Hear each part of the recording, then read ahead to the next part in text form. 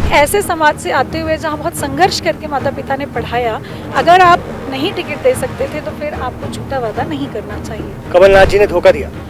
बिल्कुल, हमारा परिवार तो महसूस करता है, ठगा हुआ महसूस करता है कि उन्होंने एक ऊर्जा को समाप्त किया है। बीजेपी में जा रही हैं? अभी तक तो ऐसा कोई प्रस्ताव नहीं है, अगर आता है तो उस पर विचार किया जाएगा।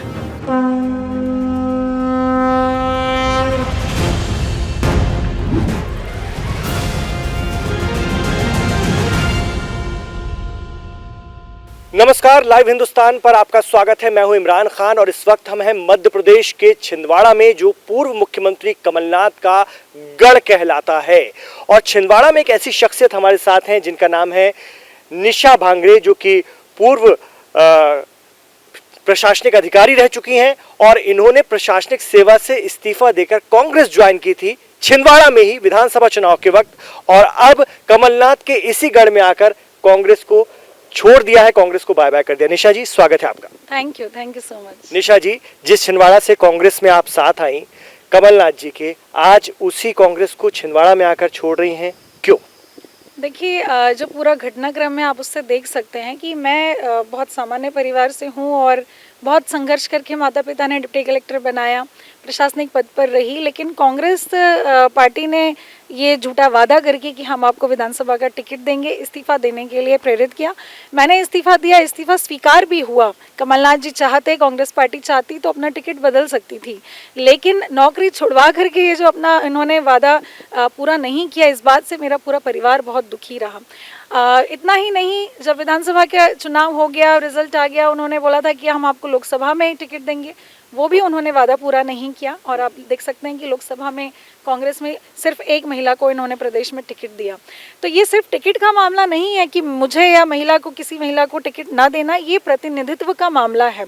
एक ऐसे समाज से आते हुए जहाँ बहुत संघर्ष करके माता पिता ने पढ़ाया, अगर आप नहीं टिकट दे सकते थे तो फिर आपको झूठा वादा नहीं करना चाहिए था। कमलनाथ जी ने धोखा दिया। बिल्कुल, हमारा परिवार तो महसूस करता है, ठगा हुआ महसूस करता है कि उन्होंने एक ऊर्जा को समाप्त किया है, जो एक अधिकारी रहते हुए मैं काम कर सकती थी, तो उन्होंने उसको ख़त्म करने का प्रयास किया है, घर पे बिठाने का प्रयास किया। इसीलिए अब हमने प्रण किया है कि हम उनको घर पे बिठाएंगे और इसीलिए मैं आज छिंदवाड़ा आई हूँ। बहुत बड़े आरोप आपने और गंभीर आरोप लगाए हैं। इसी छिंदवाड़ा के इस स्टेज पर, एक मंच पर उन्होंने कहा था कि निशा, मैं आपका पूरा ख्याल रखूंगा और आपको ऐसी ऐसी जिम्मेदारी मिलेंगी, अगर आपको टिकट नहीं भी मिल पाई तो बड़ी जिम्मेदारी मिलेगी, ये तक उन्होंने कहा था। बाद में आपको टिकट नहीं मिली, लेकिन प्रवक्ता बनाया कांग्रेस का। लेकिन क्या ऐसी बात हो गई कि इतना गुस्सा? देखिए, प्रवक्ता तो अभी बनाया, मार्च एंड की बात है।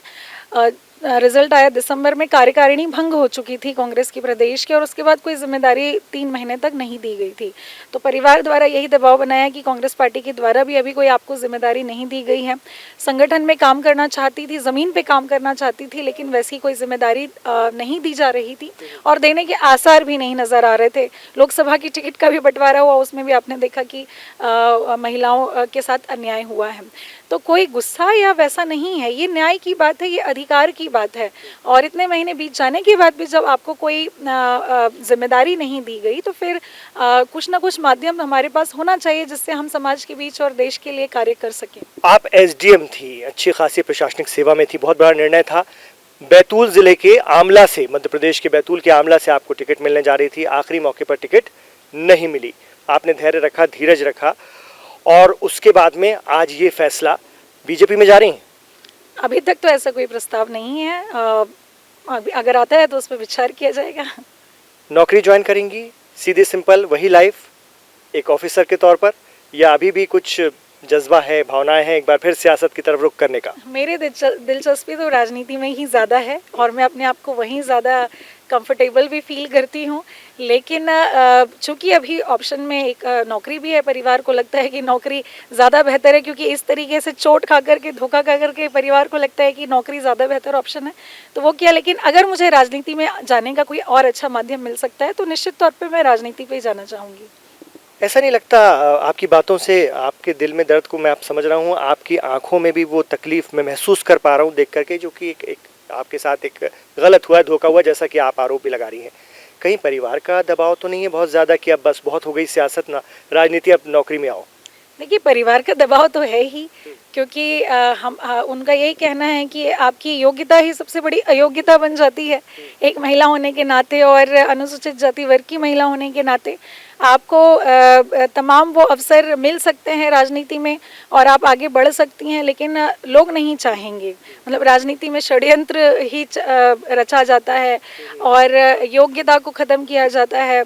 तो इस तरीके का परिवार उनके अपने अनुभव से उन्हें लगता है, मेरे पिताजी, मेरे ससुर जी, सबको ये लगता है कि राजनीति में इसी तरीके के षड्यंत्र होते हैं, तो इसीलिए नौकरी में वापस जाइए, वो आपके लिए ठीक है। निशा जी, कहीं ऐसा तो नहीं हुआ था, बहुत जल्दबाजी हो गई, एक लहर सी आपको लगी, महसूस हुई, एक परसेप्शन बना कि बस आ रही है कमलनाथ सरकार मध्य प्रदेश में कांग्रेस की, और आप उस वजह से चली आई? और मुझे याद है कि जब आपने इस्तीफा दिया था तो बीजेपी ने भी बहुत परेशान किया था, उस वक्त की सरकार ने आपका इस्तीफा मंजूर नहीं किया जा रहा था, ऐसे में भी आप संघर्ष करके आई और अपने फैसले पर अटल रही।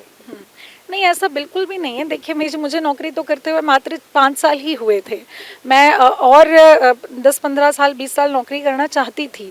उसके बाद एक और अनुभव के साथ में मैं राजनीति या जो भी कार्य मुझे करना है, शैक्षणिक, सामाजिक सेवा, उस क्षेत्र में मैं जाना चाहती थी। लेकिन मुझे इतनी कोई जल्दी नहीं थी राजनीति में आने की, बट कांग्रेस ने खुद अप्रोच करके कमलनाथ जी ने मुझे बुलवाया और उन्होंने अपनी तरफ से पहल की, तब जाके मैंने निर्णय लिया कि शायद भाग्य में अभी ही लिखा हो, इसीलिए मैंने इस्तीफा दिया। देखिए, राजनीति में संघर्ष करना पड़ता है, धैर्य रखना पड़ता है, ये आसानी से कोई भी चीज़ नहीं मिलती। लेकिन ये जो मेरा घटनाक्रम है, मुझे लगता है कि ये तो एक षड्यंत्र के तहत ही किया गया, बुलाया और मझदार में छोड़ दिया। या एग्जैक्टली। आज फिर छिंदवाड़ा में आप हैं और ये कमलनाथ का गढ़ कहलाता है, यहाँ से उनके बेटे नकुल नाथ चुनाव लड़ रहे हैं और वो मैदान में हैं।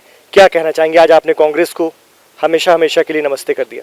बिल्कुल, यही मैं यहाँ की जनता को और समाज को बताने के लिए आई हूँ, महिलाओं को बताने के लिए आई हूँ कि इनकी महिलाओं के प्रति नीयत कैसी है, कैसी सोच ये रखते हैं कि छिंदवाड़ा में भी किसी महिला को ये टिकट नहीं देते। राजनीतिक तौर पर देखा जाए, होशंगाबाद संभाग पर भी विधानसभा के चुनाव में कोई टिकट नहीं मिली, तो क्या महिलाओं की जो आधी आबादी है अपनी बात रखने का ये मौका विधानसभा और संसद में नहीं देना चाहते हैं? ये बात मैं यहाँ के लोगों तक पहुँचाने आई हूँ और ये अपील भी करने आई हूँ कि आपका जो मताधिकार है उसका प्रयोग बहुत सोच समझ के करें। इनकी जो नीयत हमारे समाज के प्रति है, दलित समाज के प्रति, आदिवासी समाज के प्रति, महिलाओं के प्रति, इनकी सोच को उजागर करने के लिए मैं छिंदवाड़ा में आई हूँ। तो ये थी निशा भांगरे, पूर्व कांग्रेस नेत्री, उससे पूर्व एसडीएम, और अब चाहती हैं वापस नौकरी ज्वाइन करें या फिर अगले सफर की तरफ बढ़े। शुभकामनाएं हैं आपको अगले सफर के लिए निशा जी, बहुत शुक्रिया लाइव हिंदुस्तान से बात करने के लिए।